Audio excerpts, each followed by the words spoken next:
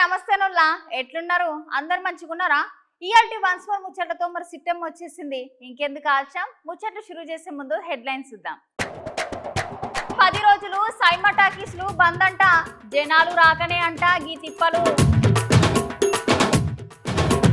ఖచ్చితంగా వస్తాయంట 150 సీట్లు, అయితడంట చంద్రాల సారే సీఎం.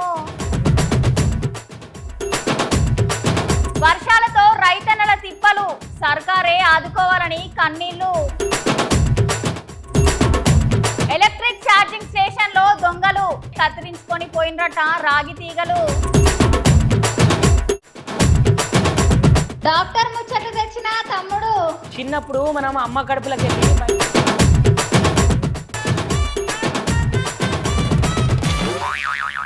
తెలుగు రాష్ట్రాలల్లా మల్ల వానలు షురువైనాయి. పట్నంలో ఉన్నోళ్ళు ఇన్ని రోజులు ఎండల నుండి జరంత చల్లగాలి పీల్చుకుంటుంటే, ఊర్లల్లో మాత్రం రైతన్నలు మల్ల వానలు పడితే ఇంకింత ఎక్కువ పంట నష్టం అవుతుంది, వద్దు వద్దు అని గుబులు పడుతున్నారు.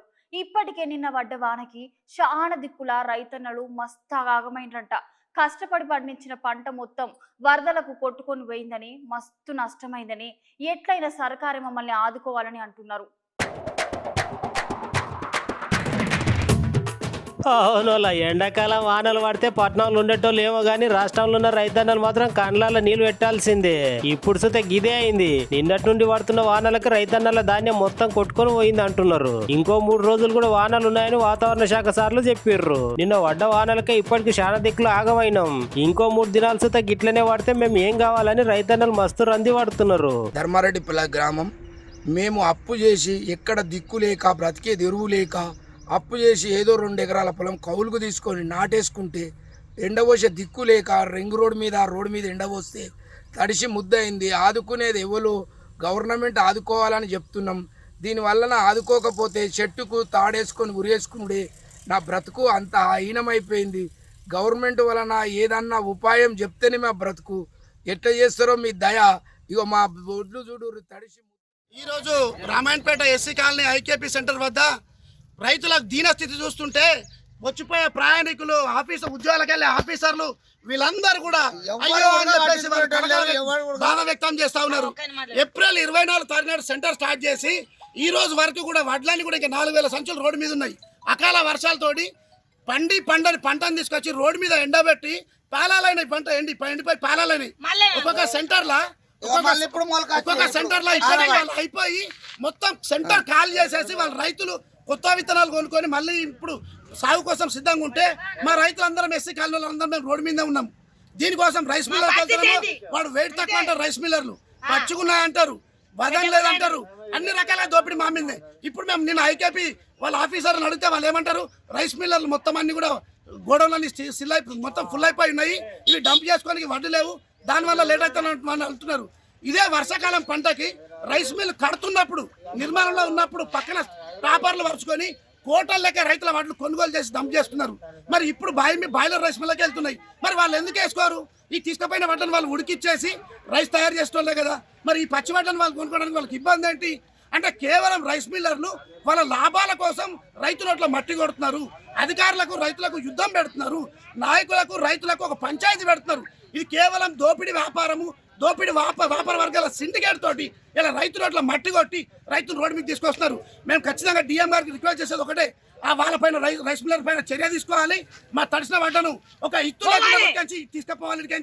తడిసిన వడ్లు మేము ఆల్రెడీ ఎండబెట్టి రోడ్డు మీద పాలలైన వడ్లు మళ్ళా ఈరోజు ఏమవుతుంది, మళ్ళా ఇప్పి ఎండబోయాలంటే మాతో కానే కాదు. మాకు ఎకరాకు 30 క్వింటాలు వెళ్ళాల్సింది. ఒక్కొక్క రైతుకి పంటలు రోగాలు పడి 20 క్వింటాలు కూడా వెళ్ళలేదు. దీనికి మా కూళ్ళు ఏంది, మా పెట్టుబడి ఏంది, మాకేం మిగులుతుంది? మేము మళ్ళీ సంచులు ఇప్పి కింద పోసి సంచులు ఎండబెట్టి మేము ఆ సంచులు ఎండబెట్టి మళ్ళీ నింపి మళ్ళీ పోవాలంటే అమాలి ఖర్చులు ఎవరిస్తారు? మేము ఎండబెట్టిన కూలీలు ఎవరిస్తారు? మాకు మీరు ఇచ్చిన రేట్ ఎంత? మరి ఇదే అక్కడ కూర్చుని కాలేసుకున్నారు రైతులు ఎవరైతే దళారులు ఉన్నారు రైస్ మిల్లర్స్, వాళ్ళకి ఎందుకు వత్తాసు పలుతున్నారు అధికారులు అని చెప్పి. మీరు సైన్మాలు ఎక్కువగా చూస్తారా? మీరు సైన్మాలు చూడకుండా అసలు ఉండలేరా? అయితే ఇప్పుడు మీకు బ్యాడ్ న్యూస్. ఇయాల్టికెళ్ళి ఒక 10 రోజులు సైన్మా టాకీస్లు బంద్ అవుతున్నాయుల్లా. గా ముచ్చట్లేందో మీరే చూడండి. అవునోళ్ళ సినిమా అభిమానులకు నిజంగానే బ్యాడ్ న్యూస్. ఇయాటి నుండి తెలంగాణలో ఒక 10 దినాల దాకా సినిమా టాకీలు నడవవల్ల. అవును, మీరు ఇన్నది నిజమేనోళ్ళ. ఇప్పుడు ఎక్కువ సినిమాలు రిలీజ్ అయితలేవంట. ఇన్ని దినాలు ఎన్నికల అడావిడి, ఇంకా పెద్ద పెద్ద సినిమాల వాళ్ళు చిన్న టాకీస్లకు జనాలు ఎక్కువ మంది సుత వత్తలేరని, అందుకే కొన్ని రోజులు షోలు సుత వెయ్యొద్దని తెలంగాణ సినిమా టాకీస్ల సంఘం ఈ నిర్ణయం తీసుకున్నారంట. అంతేకాదు, ఒక్క షో వేయనిక 15,000 రూపాయల ఖర్చు అయితే అందులో కనీసం 10,000 కలెక్షన్స్ వస్తలేదంట. ఆ టెంకల మీ నుంచి 5,000 నష్టమే వస్తుందని అంటున్నారు థియేటర్లు ఓనర్లు. ఇంక ఈ మధ్య కాలంలో ఐపీఎల్ అని, ఓటీటీలని అసలు జనాలు సినిమా టాకీస్లకు ముఖమే చూస్తలేరంట. మున్పు కంటే సినిమా టాకీస్లకు వచ్చే జనాల సంఖ్య సుత మస్తు తగ్గిందని అంటున్నారు. రేపటి నుంచి మొత్తం తెలంగాణ రాష్ట్ర వ్యాప్తంగా కొన్ని థియేటర్లు సినిమాలు లేని కారణంగా, అంటే పెద్ద హీరోల సినిమాలు కావచ్చు, చిన్న సినిమాలు కావచ్చు, ఈ elections effect, IPL match effect, మరియు సినిమా రిలీజ్ లేని కారణంగా రేపటి నుంచి ఒక 10 రోజుల వరకు కొన్ని థియేటర్స్ మొత్తం బంద్ చేయడం జరుగుతుంది. కారణం ఏంటంటే, చిన్న సినిమాలు వస్తే సరైన కంటెంట్ ఉన్నా లేకున్నా రోజువారీ ఖర్చులు రాకపోవడం వల్ల ఈ నిర్ణయం తీసుకోవడం పెద్దలు, ఫిలిం ఛాంబర్ పెద్దలు ఈ నిర్ణయం తీసుకోవడం జరిగింది. మళ్ళీ 10 రోజుల తర్వాత యథావిధిగా సినిమా రిలీజ్లు ఉంటాయి. అప్పటి నుంచి మళ్ళీ రీఓపెనింగ్. థియేటర్లు బంద్ అవుతుంది కారణం చిన్న సినిమాల కలెక్షన్ ఉండకపోవడం, పెద్ద సినిమాలు విడుదల కాకపోవడం. కేవలం థియేటర్ ప్రతిరోజు ఖర్చులు భరించలేకనే బంద్ చేయవలసి వస్తుంది. ఉదాహరణకు గ్రామాల నుంచి మున్సిపాలిటీల వరకు 10 నుంచి 12,000 ఖర్చు ప్రతిరోజు. హైదరాబాద్ లాంటి కార్పొరేషన్లో 15 నుంచి 18,000 ఖర్చు వస్తుంది. ఆ ఖర్చు వర్కౌట్ కాక సినిమాలు బంద్ చేయాలనుకున్నాం తప్ప వేరే దీనికి ఏదో అసోసియేషన్స్ పిలిపించి ఇతర కారణాల వల్ల బంద్ ఏం కాదు. కలెక్షన్స్ లేక ఎవరైనా నిర్మాత ముందుకు వచ్చి మాకు మినిమం కలెక్షన్స్ కనుక ఎక్స్పెండిచర్ కనుక ఇస్తే తప్పకుండా మేము థియేటర్లు తిరిగి ఓపెన్ చేస్తే సిద్ధంగా ఉన్నాం. కాబట్టి ఇది ఏ అసోసియేషన్ బంద్ పిలుపు కాదు, కేవలం థియేటర్లు కలెక్షన్స్ లేక బంద్ అయింది అని తెలియజేస్తున్నాం. ఇవాళ టీడీపీ ఎమ్మెల్యే అభ్యర్థి రఘురామకృష్ణంరాజు తిరుపతి వెంకన్న స్వామిని దర్శించుకున్నాడుల్లా. రఘురామ సార్ మాట్లాడుకుంటూ, ఈ ఎలక్షన్లలో ఎట్లయినా చంద్రాల సారే గెలుస్తాడు, దగ్గర సైకిల్ గుర్తు పార్టీకి 125 నుండి 150 సీట్లు దాకా వస్తాయని సార్ మాట్లాడుతున్నాడు. ఓసారి సార్ మాటలు మనం సుత విందాం చలో.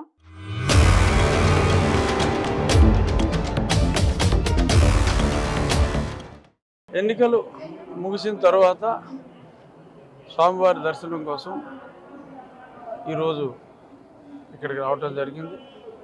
అభిషేక దర్శనం కుటుంబంతో సహా చేసుకోవటం జరిగింది. గతంలో కూడా నేను ఇప్పుడు నామినేషన్ వేసిన వెంటనే, ఆ తర్వాత ఎలక్షన్ అయిన తర్వాత స్వామివారి భక్తుడిగా ఇప్పుడు నేను వారి దర్శనం చేసుకోవటం నాకు అదొక రెగ్యులర్ చర్య.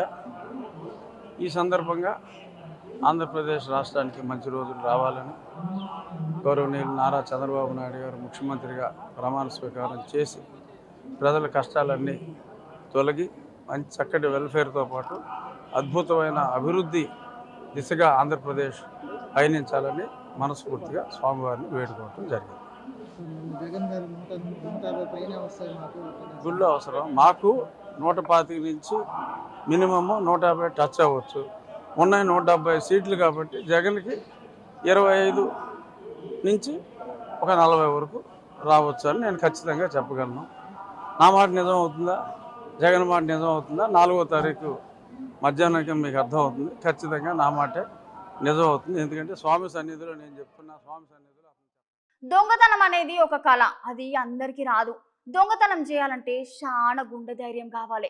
సైన్మాలు చూస్తాం కదా, సీకటిలా రావాలి, ఎవ్వరి కనబడకుండా సాటుగా తిరగాలి. అయితే ఇన్ని రోజులు మన దేశంలోనే చాలా దొంగతనం ఉన్నాయని అనుకునేటోళ్ళం కదా. కానీ అమెరికా దేశంలో సుత అచ్చు మన దగ్గర ఉన్నట్టే ఉన్నాయంట. ముచ్చటేందో మళ్ళీ చూసొద్దాం చలో. ఆగో ఒకసారి అటు చూడుర్రి, అవి ఏంటివి గట్లునే అనుకుంటుర్రా? అక్కడ కనిపిస్తేనే ఎలక్ట్రిక్ బండ్లు ఉంటాయి కదా నొల్లా, గా బండ్ల ఎలక్ట్రిక్ ఛార్జింగ్ స్టేషన్లు అంట. మరి అన్ని మంచినే ఉన్నాయి, దొంగతనం వేడ జరిగింది అనుకుంటుర్రా? అయితే గా ఛార్జింగ్ స్టేషన్లలో మొత్తం మంచినే ఉన్నాయి గానీ దాంట్లో ఛార్జింగ్ కేబుల్ వైర్లు ఉంటాయి కదా, గా రాగి తీగలు కట్ చేసుకొని పరారైనరట దొంగలు. ఈ ముచ్చట అమెరికాలోని కాలిఫోర్నియాలో జరిగిందంట. కాలిఫోర్నియాలో టెస్లా కంపెనీ వాళ్ళు గిట్లా ఎలక్ట్రిక్ బండ్ల ఛార్జింగ్ స్టేషన్లు ఏర్పాటు చేసిరట. అయితే ఈ ముచ్చట తెలిసిన దొంగలు ఉత్తగానే ఉంటారా? ఇక ఒక దొంగతనం చేసే చాలు లైఫ్ సెట్ అనుకున్నారో ఏమో. ఇక రాత్రిపూట వచ్చి పార్కింగ్ ఏరియాలలో ఉన్న టెస్లా సూపర్ పవర్ ఛార్జీల రాగి తీగలు అన్ని కట్ చేసుకుని పోయిర్రట. ఇక తెల్లారేసరికి ఛార్జింగ్ పెట్టుకునే జనాలు వచ్చి చూస్తే కేబుల్ కనిపించలేదంట. ఇక అయితే అన్నలకి ఇట్లా కేబుల్ వైర్ కనిపిస్తలేవు, ఎవరో కట్ చేసుకుని పోయిర్రు అని చెప్పిర్రట. ఇక దీని మీద కంపెనీ వాళ్ళు సుధా అక్కడ పోలీస్ అన్నలకు ఫిర్యాదులు చేసిర్రట. చూసి రానోలా ఈ చిత్రం మన దగ్గరనే కాదు, అన్ని దిక్కుల అన్ని దేశాలలో దొంగలు గట్లనే ఉన్నారు. దొంగలు ఏడున్నా దొంగలే. All the Tesla charging cables. You would think that it's a protest or some symbol of activism, but it's not. It's the Bay Area. These things have a load of copper in them. So they're going to recycle them and cash them in.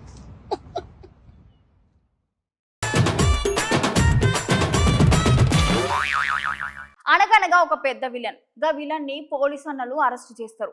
చేసి కోర్టుకి తీసుకొని పోతా ఉంటే ఉన్నట్టుండి police బండ్ల మీద కాల్పులు, 2 సూమోలు వచ్చి police బండ్లలో ఉన్న పెద్ద విలన్ ని తీసుకొని పోతారు. ఇట్లాంటివన్నీ మనం ఇప్పటి వరకు సైన్మాలలో మాత్రమే చూసినాం కదా. హచ్చు గట్లనే బయట జరిగితే ఎట్లుంటది, బరాబర్ గిట్లుంటది.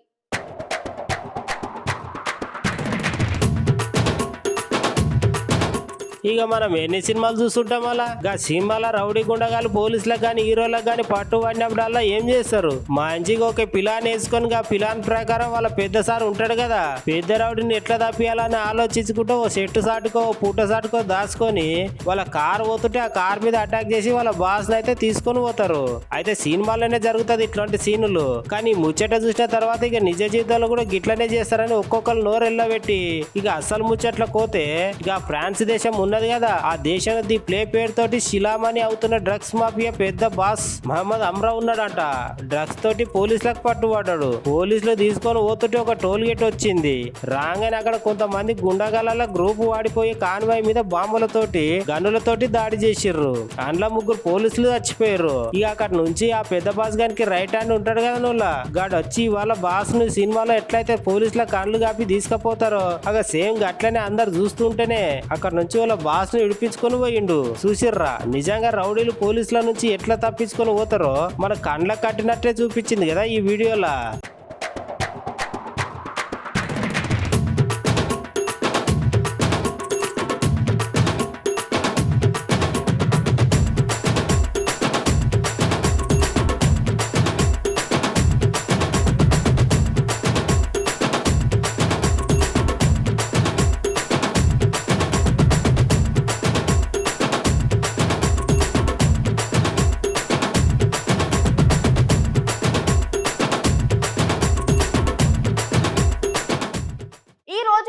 దేశంలో చిన్న పిల్లగాల నుండి పెద్దల వరకు చెప్పులు లేకుండా బయట అడుగు పెట్టాం. చెప్పులు లేకుండా అర నిమిషం సుతా ఉండలేము. అసువంటిది ఈ దేశంలో అసలు ఎవ్వరు చెప్పులే వేసుకోరట. గా దేశం ఏంటిది, గక్కడ అసలు చెప్పులు ఎందుకు వేసుకోరు, గదానికి వెనుక ఉన్న రహస్యం ఏంటిది తెలుసుకోవాలంటే మీరైతే ఖచ్చితంగా ఈ ముచ్చట చూడాల్సిందే.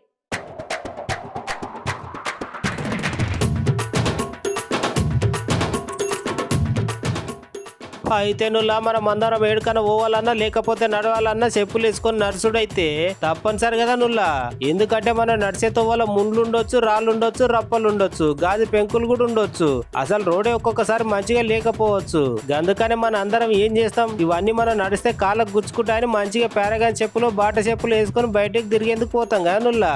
కానీ ఈ దేశంలో గట్ల కాదోళ్ళు, ఎవరిని చూసినా కాళ్ళకు చెప్పులు లేకుండానే బజార్లకు వచ్చి అటు ఇటు నడుస్తారు.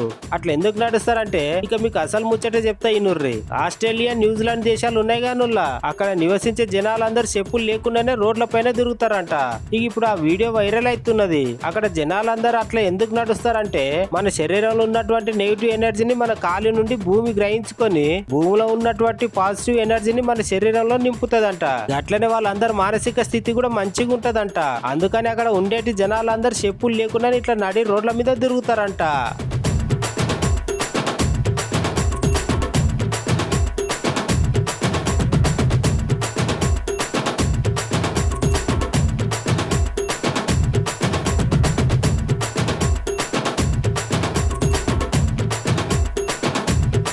మన కుటుంబంలో ఎవరికైనా ఏమన్నా అయితే మన ఇంట్లో మన నాయన పెద్ద దిక్కుగా ఉంటాడు గదుల్లా.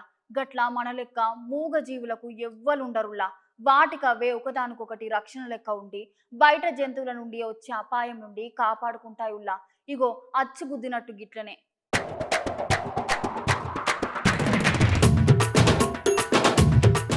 అయితేనుల్లా మన మనసులలో ప్రతి ఒక్కరి ఇంట్లో ఎవరో ఒకరు ఇంటి పెద్ద ఉంటారు కదా. ఈ ఇంటి పెద్ద ఆ ఇంట్లో వ్యవహారాలన్నీ చూసుకుంటాడు. అది మంచి అయినా చెడ్డ అయినా ఆనందమైన దుఃఖమైన అందరితో కలిసి పంచుకుంటారు కదా. ఈ మనుషులకే కాదు కుటుంబ పెద్దలు ఉండేది. జంతువులలో కూడా గిట్లనే వాటి మందలకు ఒక పెద్ద లీడర్ ఉంటాడు. ఆయననే కుటుంబ పెద్ద అంటారు. ఈ మంద లీడర్ అయితే గా మందలకు ఫుల్ సెక్యూరిటీని కల్పిస్తుండోల్లా. ఆ మందలో ఒక చిన్న ప్రాణికి ఏమైనా అయినా కూడా అవి తట్టుకోలేవు. గట్లనే గా గుంపులకెళ్ళి ఏ జంతువు కూడా బయటకు పోనీయాయి. కొత్త జంతువులను బయట నుంచి లోపలికి రానియ్యాయి. ఈ అసలు ముచ్చట ఏంటంటే ఏనుగులు భూమి మీద నివసించే జంతువులలో అత్యంత బలమైన జంతువులుగానుల్లా. ఇక బలమైన ఏనుగుల కుటుంబ వ్యవస్థ కూడా అంతే ఫుల్ బలంగా ఉంటది. నేను ఇప్పుడు ఈ ఏనుగుల గురించి ఎందుకు చెప్తున్నంటే అయితే Tamil Nadu Annamalai tiger reserve forest ఉన్నది గానుల్లా. ఆ ఫారెస్ట్ లో ఏనుగుల గుంపు నిద్రపోతుంటే ఐఏఎస్ అధికారి సుప్రియ సాహు దాని వీడియో తీసి ఆమె ట్విట్టర్ లో పోస్ట్ చేసింది. ఇక అక్కడ పండుకున్న ఏనుగుల గుంపుల నడమనేమో చిన్న ఏనుగు గున్న పిల్లను వండుకోబెట్టుకొని పక్కకు అవి మొత్తం వండుకున్నాయి.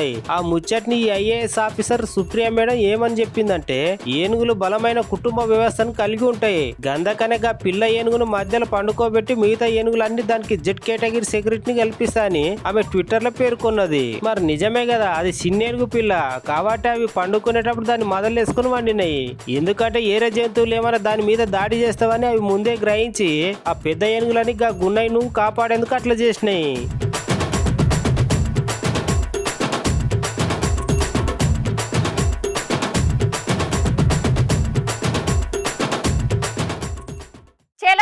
మా తమ్ముడేదో మంచి గమ్మత్ ముచ్చట పట్టుకొని వచ్చిందట.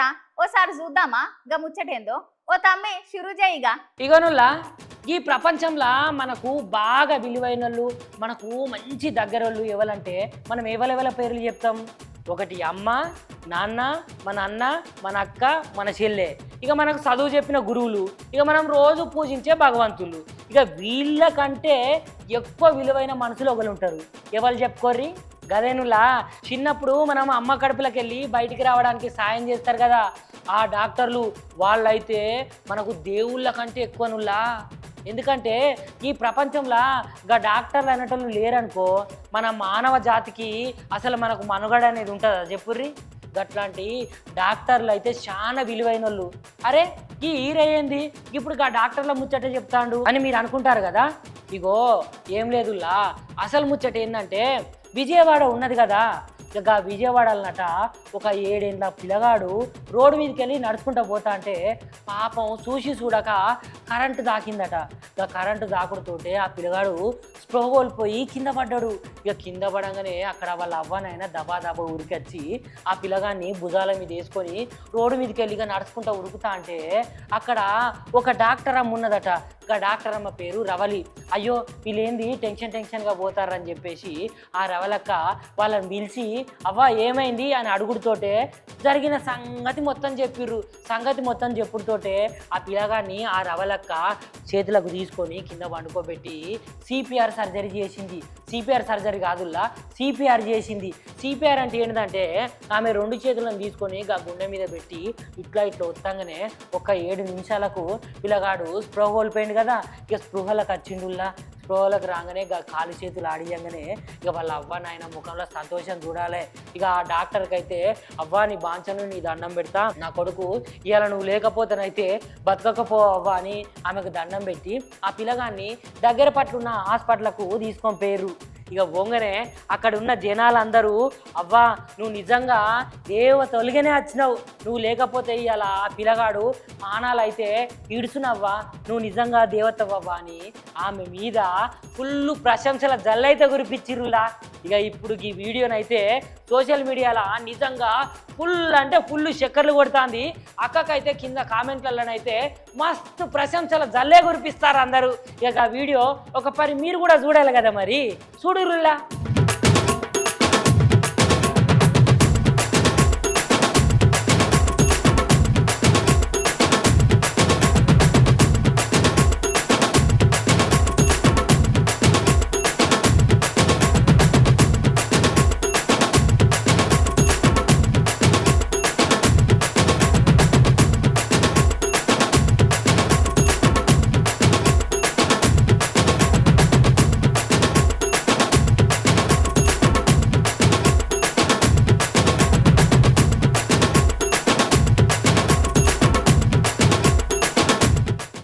గివ్వులు అయ్యాల్టి ముచ్చట్లు మళ్ళా కొత్త కొత్త ముచ్చట్లతో మళ్ళా కలుద్దాం. అంతవరకు ఉంటాం మళ్ళా.